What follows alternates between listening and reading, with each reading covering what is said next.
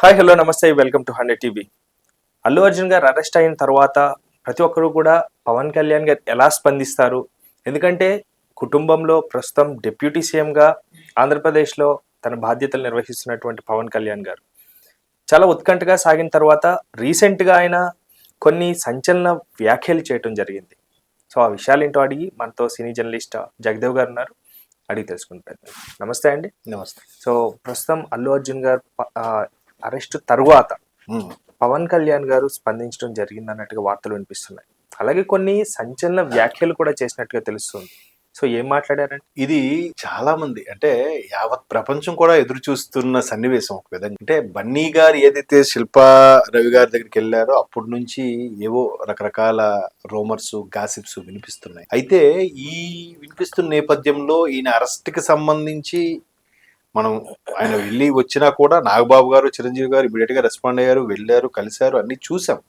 అయినప్పటికీ కూడా ప్రజల్లో ఎస్పెషల్లీ అభిమానుల్లో ఇంకా చిన్న ఉత్సుకత, అరే పవన్ కళ్యాణ్ వెళ్ళలేదేంటి, అరే పవన్ కళ్యాణ్ మాట్లాడలేదేంటి, ఆయన ఎందుకు మాట్లాడతాడు? ఇక్కడ ప్రభుత్వం, ఇప్పుడు ఆయన అక్కడ ప్రభుత్వంలో ఒక సాధారణ వ్యక్తి కాదు, లేదా ఒక సినిమా ఇండస్ట్రీకి చెందిన వ్యక్తి కాదు. ప్రస్తుతానికి సినిమా ఇండస్ట్రీ నుంచి రాజకీయాల్లోకి వెళ్ళాడు. 3 చోట్ల కవర్ చేయాలి. కుటుంబంలో ప్రతి ఒక్కళ్ళు పెద్దవాళ్ళు, సెకండ్ ఇండస్ట్రీలో ఆయనకంటూ ఒక పెద్ద నాయకుడు, అఫ్ కోర్స్ హీరో, రాజకీయాల్లో కూడా ఆయనకంటూ ఒక పెద్ద స్థానం.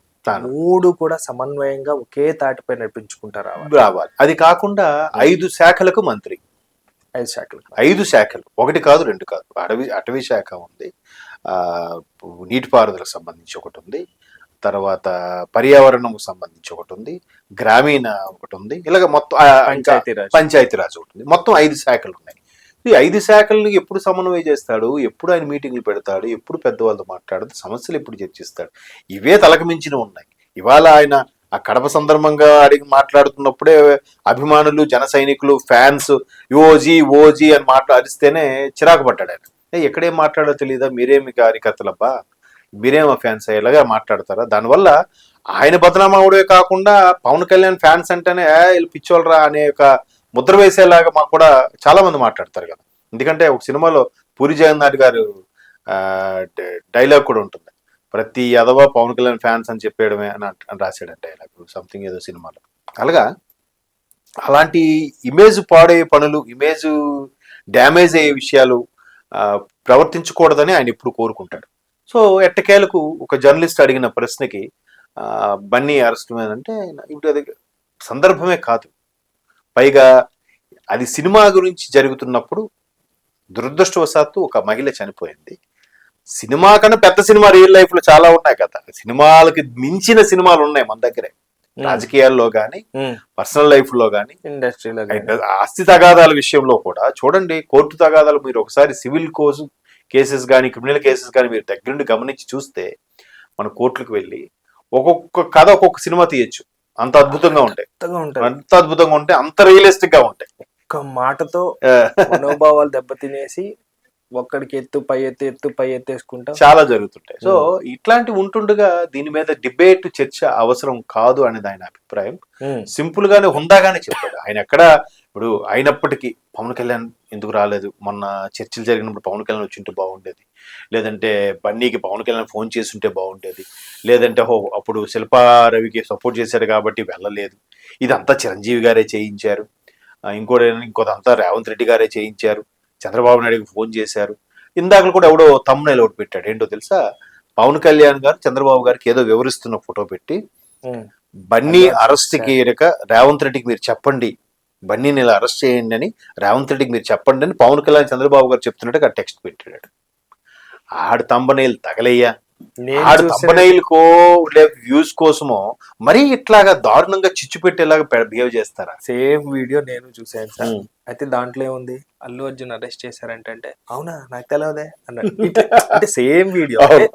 ఇక్కడే అర్థమవుతుంది అంటే ఎవరు ఏ కోణంలో వాళ్ళ మైండ్ లో ఉందో అది ప్రొజెక్ట్ చేసేస్తున్నారు. చూడండి కదా, ప్రొజెక్షనే, డైరెక్ట్ ప్రొజెక్షనే పోర్ట్రే అయిపోతుంది. దానివల్ల ఇప్పుడు ఆ యూట్యూబ్ వాళ్ళు కూడా పూర్తి స్థాయిలో అన్ని భాషల వాళ్ళని రిక్రూట్ చేయడమో, లేదా ఏఈని ఉపయోగించి పూర్తి స్థాయిలో ఇటువంటి కామెంట్స్ అరే దీనికి ఆధారం ఏదరా, ఎట్లా తమ్ముళ్ళు పెడతావు అని చెప్పి ఏ ఆర్టిఫిషియల్ ఇంటెలిజెన్స్ క్వశ్చన్ చేయాలి ఇంకా యూట్యూబ్ ఛానల్ మీద. ఒక దాన్ని ఏమంటారు, చెక్ పెట్టేలా చేస్తే అప్పుడే వీళ్ళు తగ్గుతారేమో. అంటే ఏదో ఒకటి అలా అంటే దగ్గర నా ఛానల్ చూడడానికి వస్తారేమో అని. అలా చేయడం వల్ల ఏమవుతుంది, అమ్మా పులి కథ అవుతుంది కదా. ఒక 2 సార్లు 2 తమ్ముడేల్స్కి వచ్చి చూస్తారు, మూడోసారి వీడు సొల్లు పెడతాడు రా, ఛానల్ ఎవడు చూస్తాడు అని చెప్పి స్కిప్ చేసేస్తారు. అమ్మా పులి కథ అదే కదా. ఓ 2 సార్లు పులి రాకపోయినా అమ్మా పులి నరిచాడు, నిజంగా వచ్చినప్పుడు అరిస్తే ఎవరు రాలేదు. ఈసారి నిజంగా తమ్ముడేలు పెట్టినా ఎవరు చూడరు, ఆదరించరు. అది అది తెలియట్లేదు.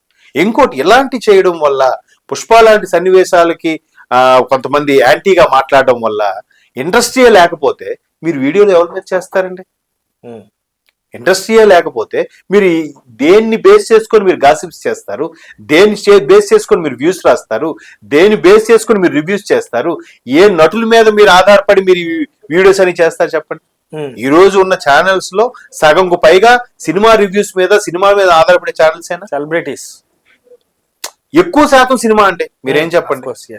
ఒక నాకు తెలిసి 60-70% సినిమాలు, మిగతా 30% న్యూస్ ఛానల్స్. అవునా? క్రైమ్ మిగతావన్నీ కూడా ఈ సెలబ్రిటీ మీరు అన్నట్టు ఏదర్ స్పోర్ట్స్ పర్సన్ ఆరు కళాకారుడు ఆరు రాజకీయ నాయకుడు, అంతేనా?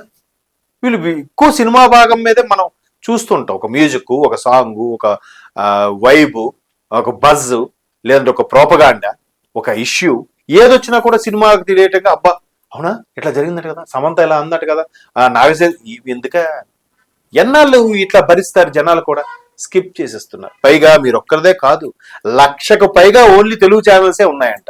ఒక్క తెలుగులో 1,00,000కు పైగా ఉంటే నీ ఛానల్ ఇలాగ నువ్వు రాంగ్ రూట్ లో వెళ్ళి రాస్తూ ఉంటే నిన్ను ఎవరు ఆదరిస్తారు? అది కదా. సో ఇట్లాంటి ఎన్నున్నా కూడా పవన్ కళ్యాణ్ లాంటి వ్యక్తి చాలా జాగ్రత్తగా ఆచితూచి మాట్లాడుతున్నాడు. దీనికన్నా చర్చించుకోవాల్సిన అంశాలు చాలా ఉన్నాయి.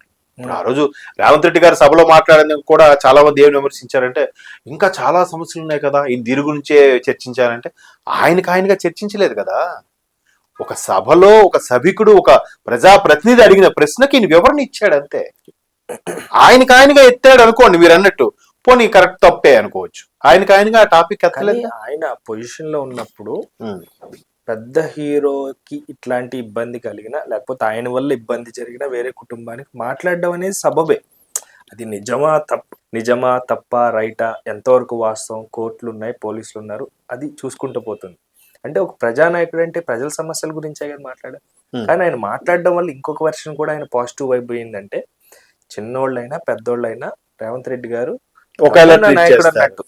వాస్తవం తర్వాత లేదు. ఆయన అన్నది కూడా ఇప్పుడు ఇంతమంది సెలబ్రిటీలు ఆయన పలకరించడానికి వెళ్ళారు కదా, ఇక్కడ ఒక ప్రాణం పోయింది, ఇంకో ప్రాణం ఆపదలో ఉంటుండగా ఒక్కడు కూడా వెళ్ళరు, చూడరా, చర్చించరా, కనీసం ఒక వీడియో అయినా చేసి పెట్టరా. ఆ తర్వాత కదా కదిలేరు ఒక్కొక్కరు. మరి ఆ తర్వాత కదలడం వల్ల ఏమనిపించింది, ముఖ్యమంత్రి గారు అసెంబ్లీ సాక్షిగా మాట్లాడింది వాస్తవమే, మ్యాటర్ కన్నా మానవత్వం చూపించండి అనేటట్టు నేను యాక్సెప్ట్ చేస్తాను. మ్యాటర్ గురించి నేను లేదు, అందరూ మాట్లాడేది కూడా మానవత్వం మీదే. ఆయన కూడా పోసగుచ్చినట్టు చెప్పాడు, ఏం జరిగింది మా అధికారులు చెప్పారు అధ్యక్ష, మా సిబ్బంది చెప్పారు అధ్యక్ష, మా పోలీసులు చెప్పారు అధ్యక్ష అంటూనే చెప్పాడు తప్ప నేనే పక్క నుండి చూశాను ఆయన కూడా చెప్పలే. నా అధికారులు చెప్పిన దాని ప్రకారం, మా పోలీస్ వ్యవస్థ చెప్పిన దాని ప్రకారం జరిగింది అధ్యక్ష అని చెప్పాడు ఆయన. ఎంత చక్కటి వివరణ, ఎంత చక్కగా. మరి నిజమే కదా, ఒక్కరైనా వెళ్ళారా? తర్వాత మీరు అన్నట్టు అందరూ క్యూ కట్టారే, ఇదే పోనీ ఏ ఒక్కరికి ఆలోచనే రాలేదా? సో ఏంటంటే నాయకుడు అనేవాడు చాలా జాగ్రత్తగా మాట్లాడాలి. ఆ జాగ్రత్తగానే మాట్లాడాడు. ఇక్కడ డిప్యూటీ సీఎం గారు కూడా అదే మాట్లాడారు. ఇప్పుడు ఆయన ఏ మాత్రం ఏం మాట్లాడినా కూడా అక్కడ మళ్ళీ వైరల్ అవుతుంది. వైరల్ బన్నీ గురించి మాట్లాడడానికి పవన్ కళ్యాణ్ ఇష్టపడలేదు. బన్నీ గురించి విలేకరు అడిగితే పవన్ కళ్యాణ్ జర్నలిస్ట్ మీద సీరియస్ అయిపోయిన పవన్ కళ్యాణ్ బన్నీ గురించి ప్రశ్నించగానే జర్నలిస్ట్ మీద సీరియస్ అయిన పవన్ కళ్యాణ్ ఉంటుంది తమ్ముడు చూడండి. తీరా చూస్తే లోపల కాదు అదేం ఉండదు, ఆ పాతే తీసుకొచ్చి జాయింట్ చేస్తారు. ఇది ఈ ధోరణి మారాలి. అనవసరంగా చిచ్చు పెట్టడం వల్ల దీని మీద అభిమానులు కూడా ఆఫీసుల్లోనూ ఫ్రెండ్స్ మధ్యలో ఆర్గ్యుమెంట్లు చేసేసుకుంటున్నారు. వీడు అలాగ అన్నాడంటరా, వాడు అలాగ అన్నాడు అంటరా అట, ఎవరికి మళ్ళీ క్లారిటీగా తెలియదు. సెల్ఫ్ మీడియా నా వార్తలు నా ఇష్టం. రైట్, ఓకే, థ్యాంక్ యూ అండి, థ్యాంక్ యూ జగదేవ్. సో చూసారు కదా వ్యూవర్స్, సో పవన్ కళ్యాణ్ గారు అల్లు అర్జున్ గారు అరెస్ట్ పైన స్పందించడం జరిగింది. సో మీరేమనుకుంటున్నారు? మీ కమెంట్స్ ద్వారా మా కమెంట్ సెక్షన్లో మెన్షన్ చేస్తారంటూ సెలవు తీసుకుంటాం. బాయ్.